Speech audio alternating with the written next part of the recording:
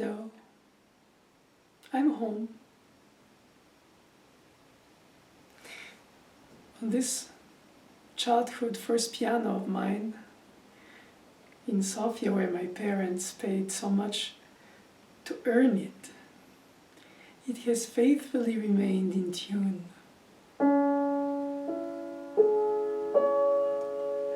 After decades,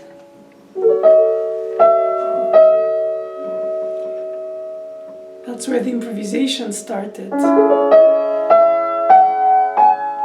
In the beginning of 1969.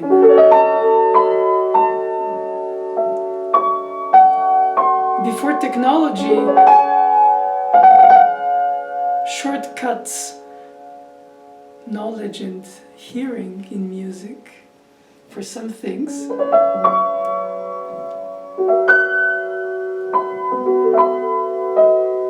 My father, whose mother was a solfège teacher, Naoumoff, took in dictation my necessity to improvise. Of course, I couldn't write down my thoughts because it's like mother tongue. You know it by ear until you go to school to learn its grammar.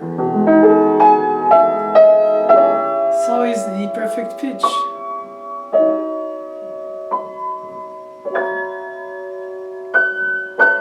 And my father took him in dictation to the point to which I had to play them from the score. It's a very subtle way to suggest the importance of the written over the ephemeral, improvised, because you can structure your thoughts. Naturally, when I was 5, I didn't know the difference between anything, nor should most do. I knew that music is a combination of sounds that transmits feelings that one carries inside. This I couldn't even put in words, but I could improvise them in notes.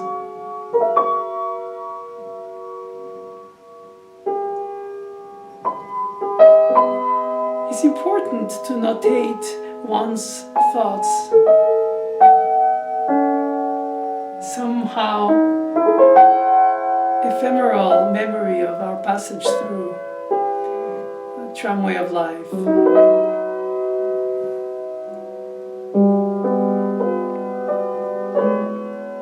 Where does it go? Where it comes? But while it's there, it's so beautiful, so intense, so driven.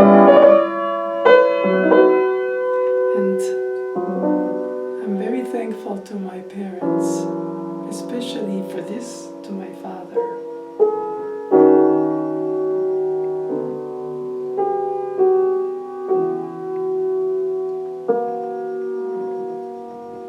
Naoumoff.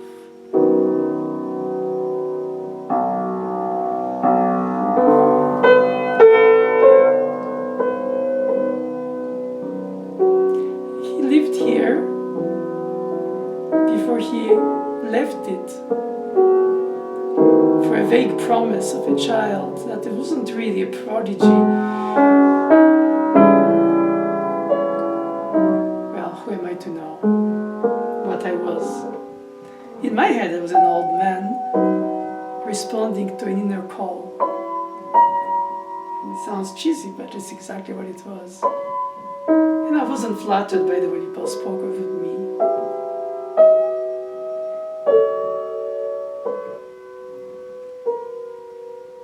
He died in this place. I don't believe people leave, since they live in us.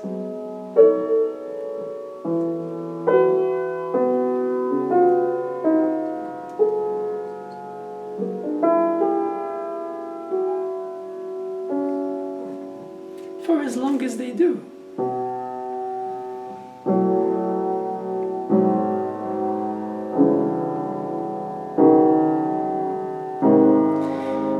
up always learning what we love. We rarely love what we're learning.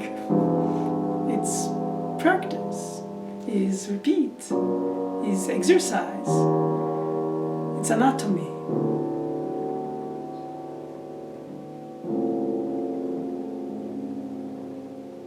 But that also is part of the curiosity. Why do the sounds do the dissonance? How consonance is their relation with the dominant and the tonic if it is tonal? And that we cannot even name those things, we just feel them. The danger is to study too much to dry that initial drive.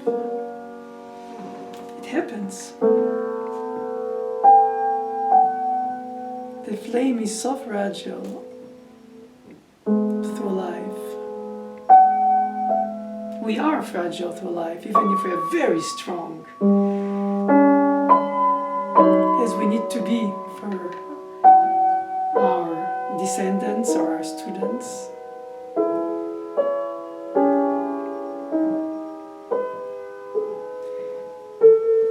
Most above all, we don't need to give the impression that we always know, just because we've lived a few decades more than the students. Because I think the power of their intense intuition is what we need. If not, there wouldn't have been a Mozart after Bach and a Chopin after Schubert, etc. They don't cancel each other, they just add to each other. It's like a tree that keeps on giving. Perhaps we're in the most blessed time period where we can connect to all these centuries and try to understand what they meant with their writing, which obviously most of the time, as we know, was improvised anyway. Because it wasn't meant to stay.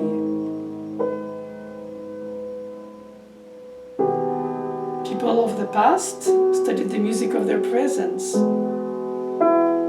And their presence was also audacity in dissonances which escape us today, but which were meaningful to them, to points today we only can scholarly understand.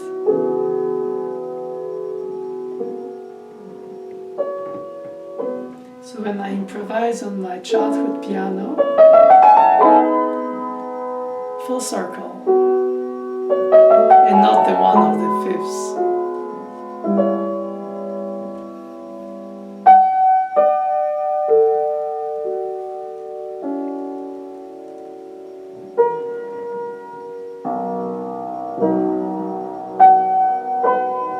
For all of those who think, oh, not me, it's all been done, all been written,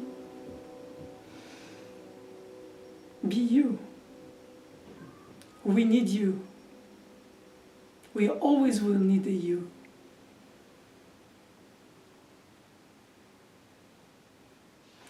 My teacher, Mademoiselle Boulanger in France, asked me one day to be tolerant to others and unforgiving to myself. Later, after years, I realized it takes a saint to do that, and of course, I'm not.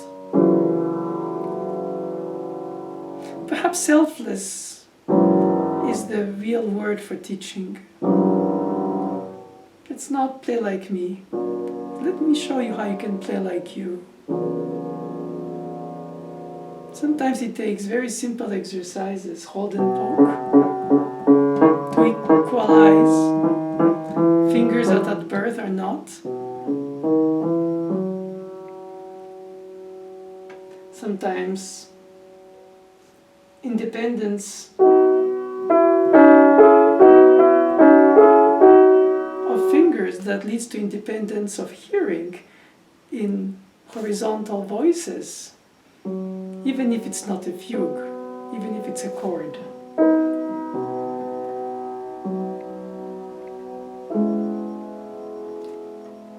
Depends of the style of the piece, but generally the dissonances, as my teacher said in 1925 in Rice University, of yesterday will be the consonances of tomorrow, like in Stravinsky.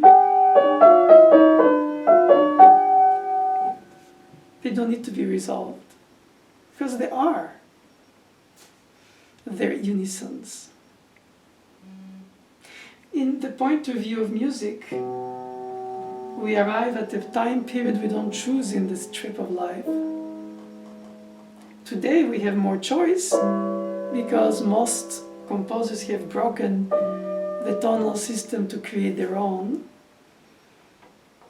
But then also the system has broken because the performers don't compose and the writers on music, musicologists don't play. Well, of course there are exceptions, but in general, everybody contributes their own way, but they don't bridge much.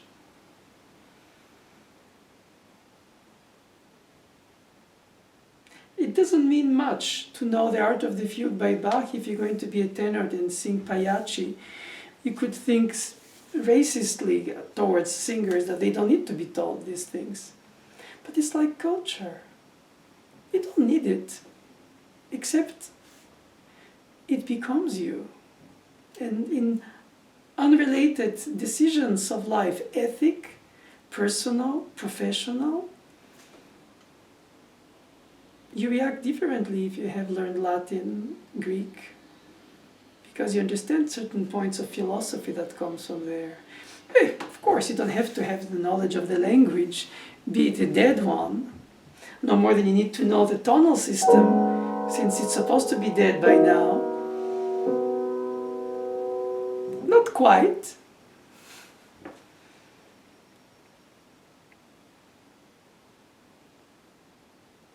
I believe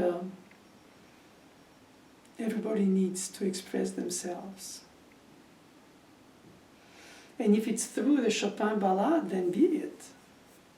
But if one needs to write one's own ballade, or compose it, or improvise it, granted today's technologies allow to capture it on computer, when before you used to have a solfège master to be able to take it in dictation in various capacities of refined complexity, or in belittling the thought process by what you can notate, which is also good and true for improvisation, but also for interpretation, which became, since the separation of composers and performers,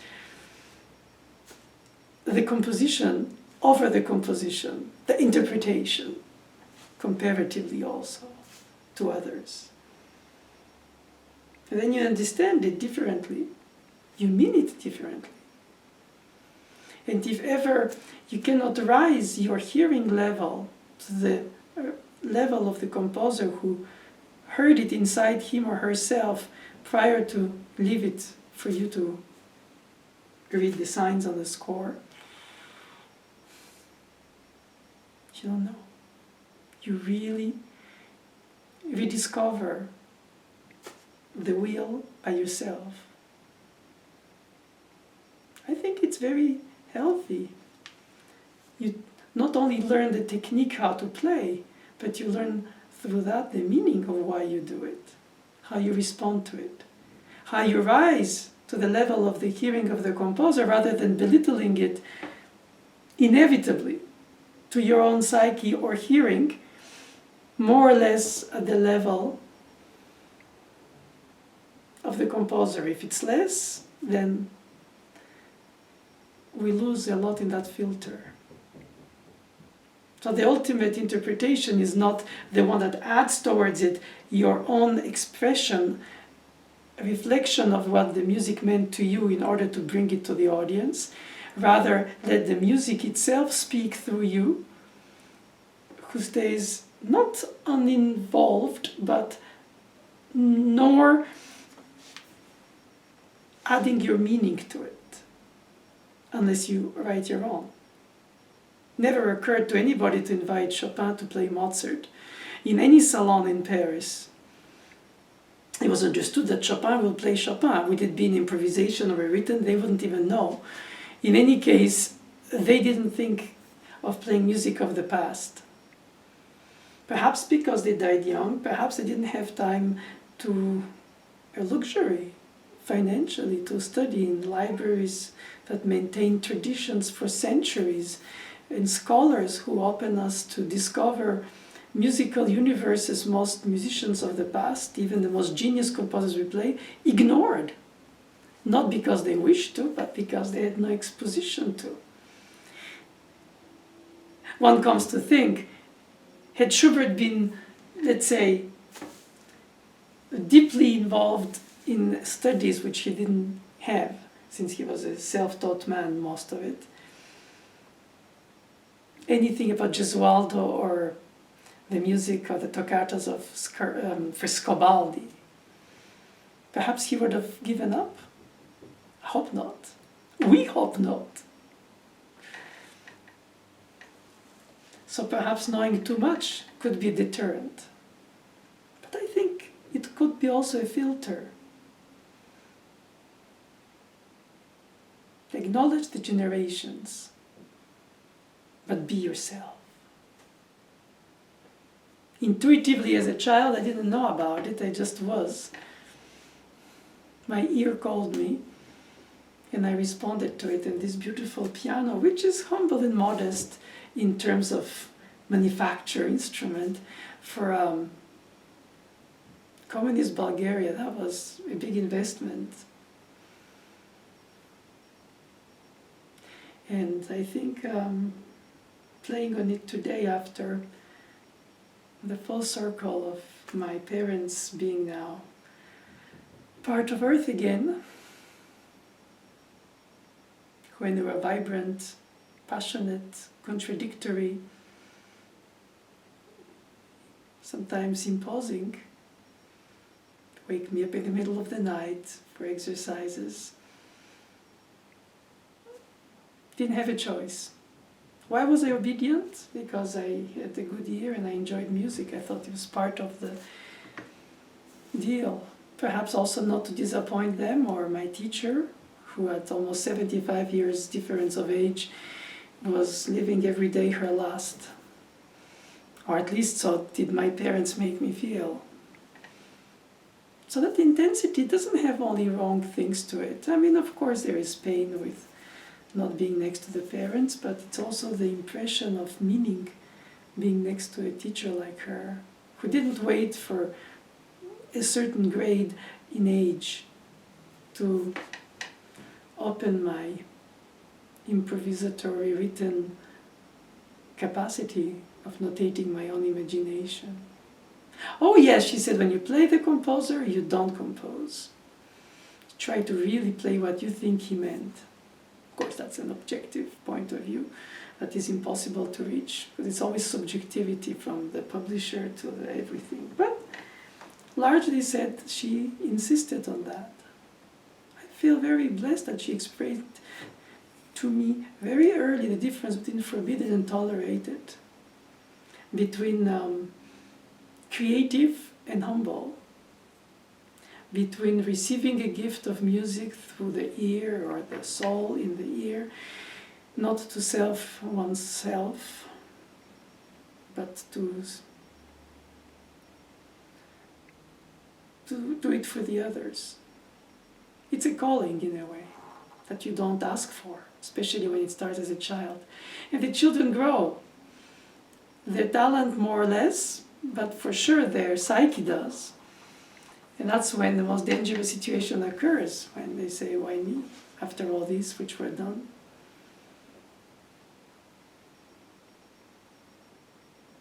Probably music is no more in classical terms a necessity like it used to be, because now it's recorded and kept in any type of storage, used at any necessity, served with any meal, sometimes too much, because the access is too easy. Not everybody is Louis XIV who can afford to have Lully and his violins as a flock around him, describing the beautiful weather with their playing while he walks. Of course, he was the center of the attention. So was I for my mom, but who isn't? Who was loved, loves. Is it naive to be generous and self-giving rather than self-serving with talent or attitude? That sometimes goes with it. Unfortunately, parents are not cautious. But in a way also it exposes the future child prodigy adult to be vulnerable. So as a parent, you want to strengthen your descendants. You don't want to make them more vulnerable. But there is a level of vulnerability in art making that is inherent to it, since it's an allegory of life, artificially.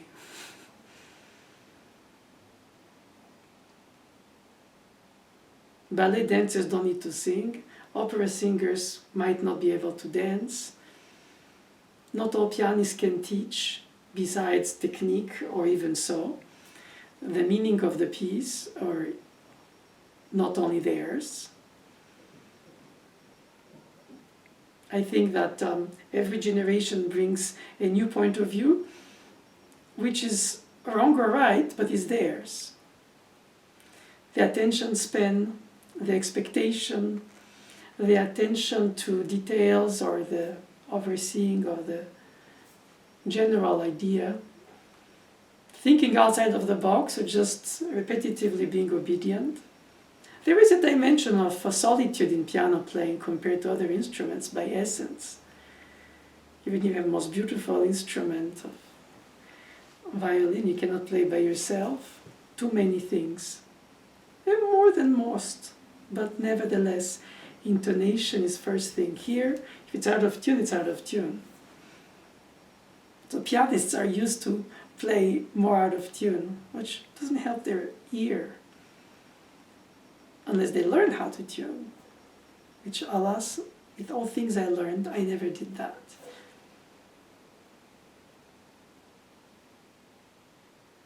But everything is robotized. Pianos are without strings for the electronic ones. Cars will be without driver. The machine will rule, and the human will need to express themselves, regardless of generation. A love song will be a love song, an aria will be an aria, in different forms, but it will. A dance, a tension, a release, a dissonance, a consonance, even if the meaning of it evolves. Nothing but in the 50 few years of my presence on this tramway trip of life, I've heard so many composers explore, give up languages, complexities, simplicities, repetitivities, whatever means for them. Some remain tonal because they don't need to search else to express what is meaningful to them. Is it an intellectual weakness not to be curious, not to feel like you have to respond to the dictatorship of your time, like in competitions for performers, the dictatorship of the wrong note, or in composition, the dictatorship of the tonal system abandoned, in order to create a different one, variation of it, or totally with different measurements that requires decoding it with different ears. When it's sincere and honest, it's really respectable. After all, Beethoven didn't like the Haydn teaching in the first Viennese school, and we know it, the sforzandi, the accents already, and then the language itself, and then finally the dissonances and the collisions and the voicings. And even if he takes a fugue to write in the late works of his, which obviously was already ancient genre in his time, he doesn't try to, or can't, regardless of how musicologists attribute this to his polyphony. He writes feisty fugues where the voices are in search of something from the ground up, to which most audiences without musical preparation respond, because they hear the struggle and the prevailing. UFOs like Mozart are unexplainable, or Schubert. Mademoiselle Boulanger used to say, just take the time to copy all Schubert's music, not less compose it. How long will it take you? So he must have been so driven. It's the understatement of the day. But more so than others, because he knew, or he positioned himself in, or he had no luck, given Beethoven's persona in Vienna, to even be performed.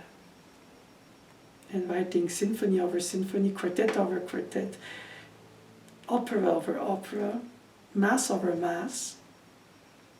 You could say, why didn't he just try 1, 2? Because he's a self-taught amateur.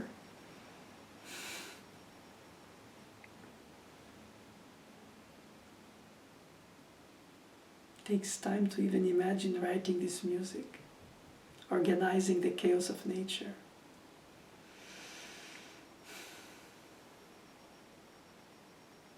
Well, I sign off from Istok, which means east in Bulgarian, which is the name of the area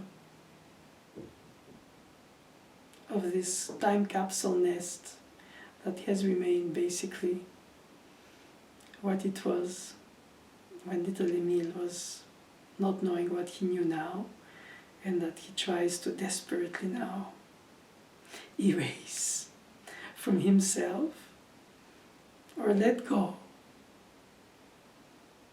And whatever is learned will remain.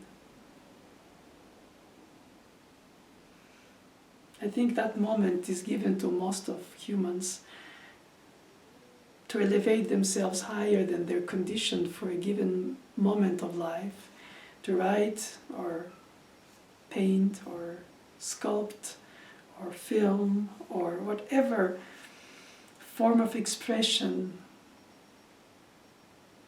means to us after them. Not for them, but for the piece itself. Mona Lisa beyond Da Vinci.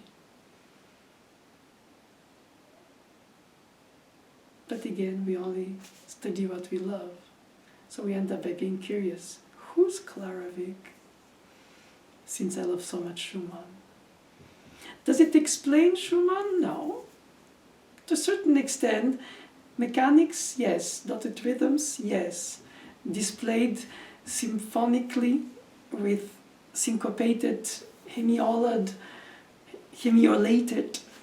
it's like that word, harmonic progressions, yeah.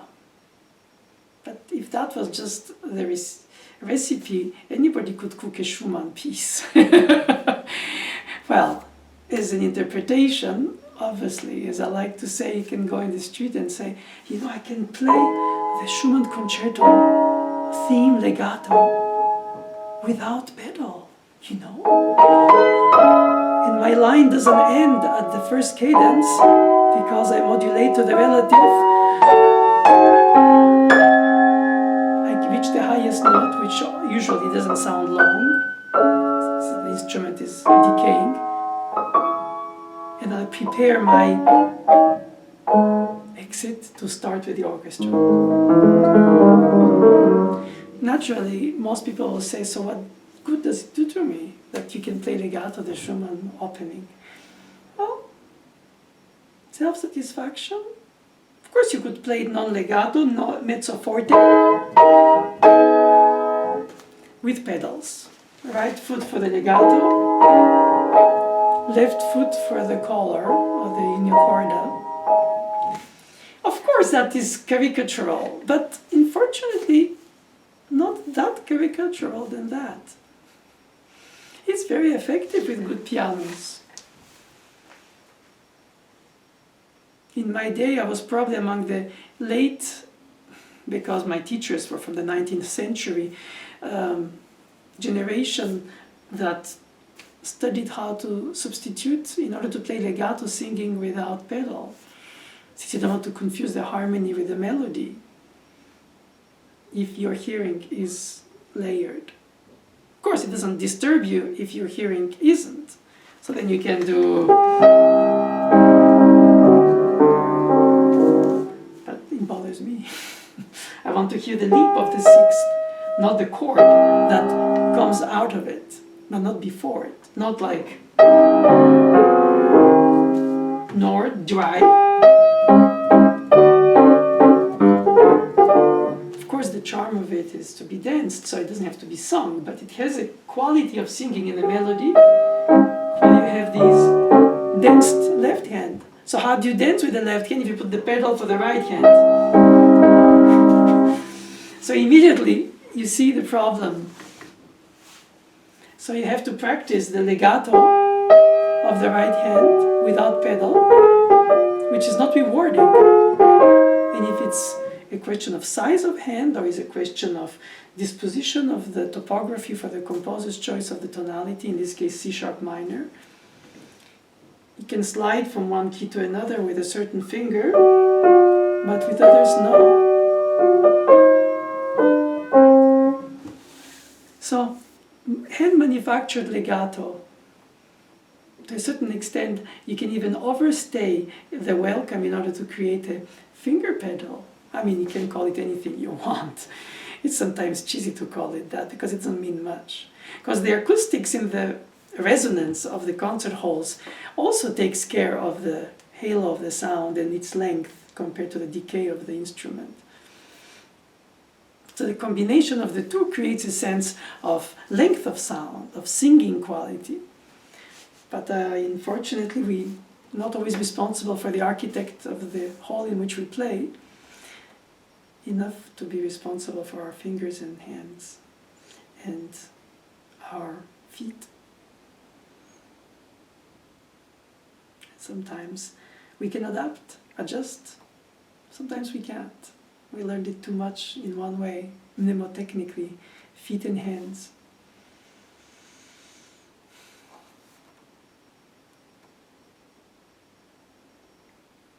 The length of sound is the denial of all pianists. But if you keep it in mind, after the length of sound dropping, you have to pick up the next note where it arrived.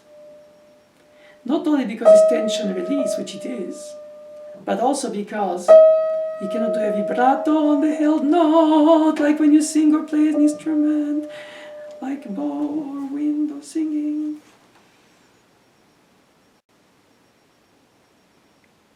And even if it's tender, then you have to have the first note on the top loud enough to last until... And it depends on the tempo.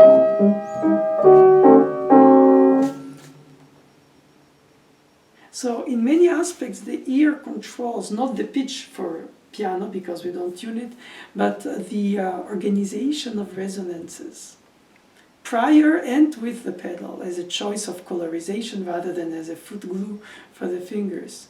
But if the fingers are stretched beyond belief and the substitutions are the only way to play legato without pedal, if there is another secondary part that is non-legato, like the accompaniment,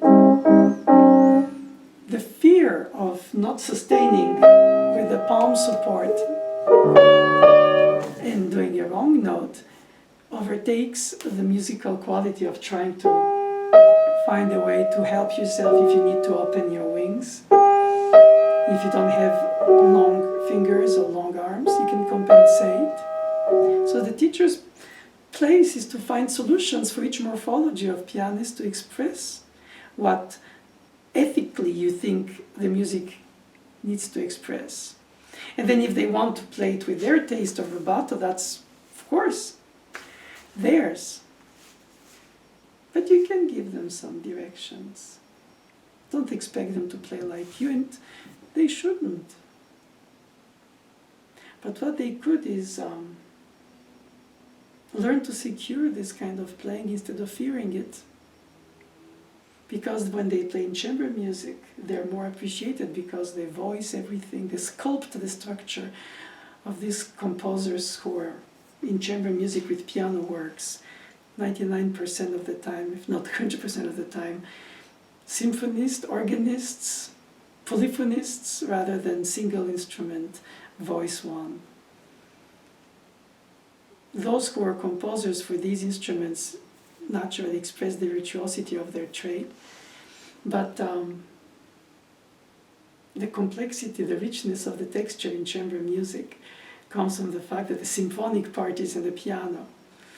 While it has to be transparent as a harp, it has to be intense as an organ, with length of sound, but not blurry. And I think as a teacher you find that it's most rewarding to use these capacities of controlling the touch, sculpting the touch in chamber music, through chamber music, and then adapt them into the solo piano playing. Think bowed when you play your phrasing.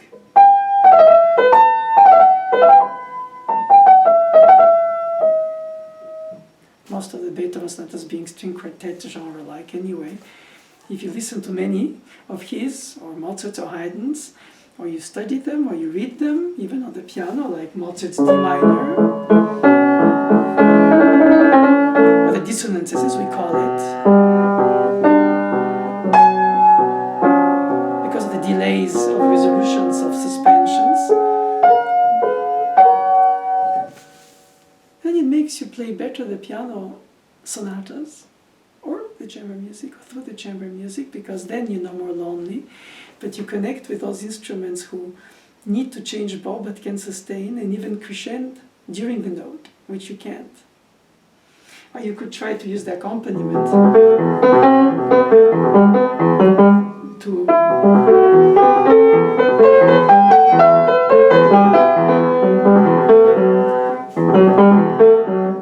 prolonging the decaying note of the do.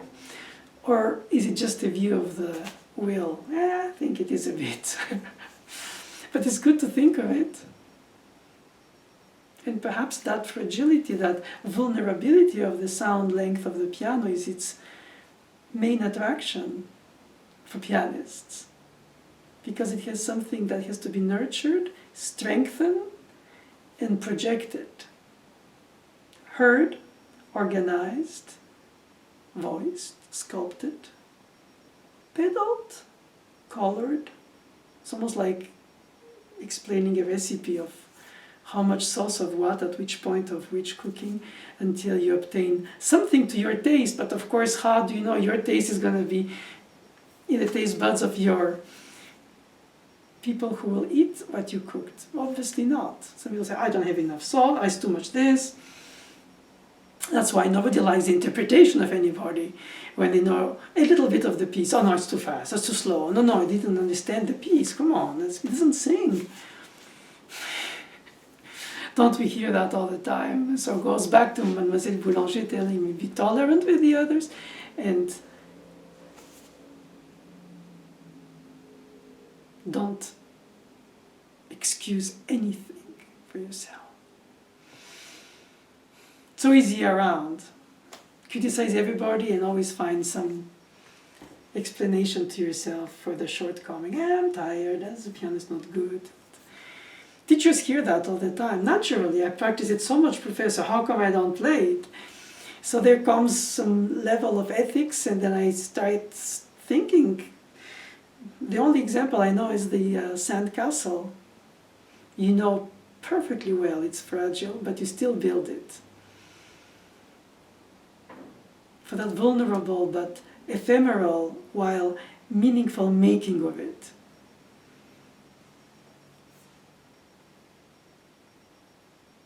I mean, not everything is doomed to be destroyed, but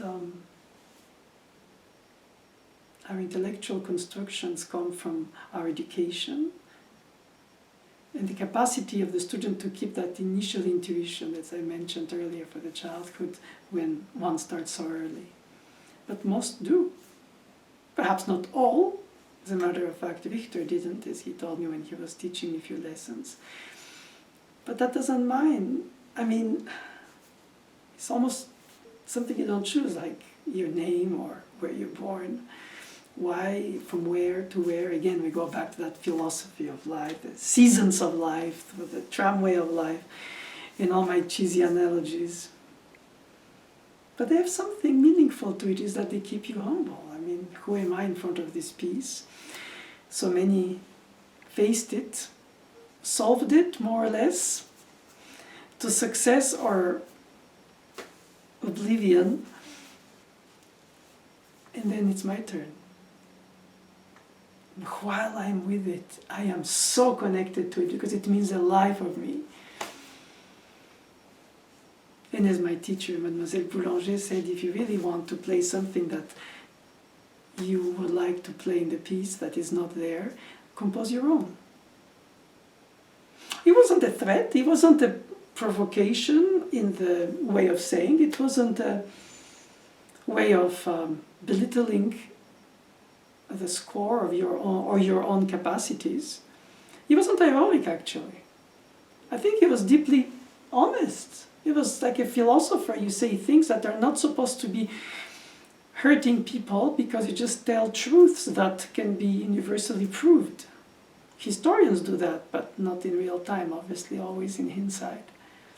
In a way, we are historians of music written before us, transformed through instruments for which it wasn't written, with ears that weren't prepared for it, and that heard stuff after it was composed that sort of erases the capacity of awe in front of the audacities of a Beethoven modulation of the second theme in the mediant. But perhaps some people manage to remain in a, like I call this apartment, time capsule. You isolate yourself from what you've heard if you can compartmentalize your brain, your psyche rather, through your brain, of course, and then fully develop the nuances, articulations, expressions, rhetoric, directions of line, ornaments, decorations, and not confuse the one with the other, written or notated or codified, and performed, displayed, repeated without the need to do an echo by obligation, because it's not boring. It's just what it is. And you have to attune to what it is in order to perform it to what you think it is. Instead of trying to, because it's out of the time of the composing, try to enhance it because it's a bigger hall, because people don't know, because less people performed in order to appreciate. They listen to files rather than play. The effort ratio to difficulty and success on pianistic technique varies from the person who doesn't know to the person who exercises as a listener and attentive hearing, even if they're not musicians, by trade or experience. I don't think any performer should be condescending with their audience. I think you should treat your audience very respectfully, like you want to treat what you try to do for the piece. If not, you wouldn't spend most of your life trying to play it right. Whatever right means to you, to your teacher, or to any other source of information that you amalgamate over the interpretations that are now available randomly compared to even my generation. So when my teacher used to say, compose your piece, it was meant not as your interpretation is your composition. No, it meant you really write your music. And try to make sense exactly of what it means when you see a sforzando in an upbeat, in a leading tone, and it's awkwardly placed in terms of the agogic of the expression of the tonal system that is intuitively tension-release becomes tension. And that's what Beethoven does right away in the Viennese school, as if he refuses the status quo, which Mozart sort of just absorbed, and Schubert too, and delivered and left with charming melodies. And he's not belittling to call them charming, unforgettable melodies. Does a chromatic fugue have more meaning, more meat than a simple melody of an aria of a verismo opera? No, I think it's as if to compare uncomparables.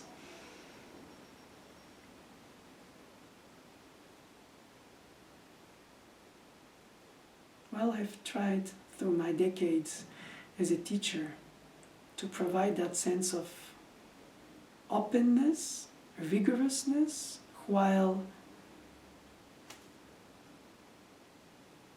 creatively, understandingly free. The technical solutions being part of it, but not the point of it. As the philosophers say, the aim of the trip is the journey itself, and I'll go back to my analogy of life. Our circle of fifths and perfect circle back home.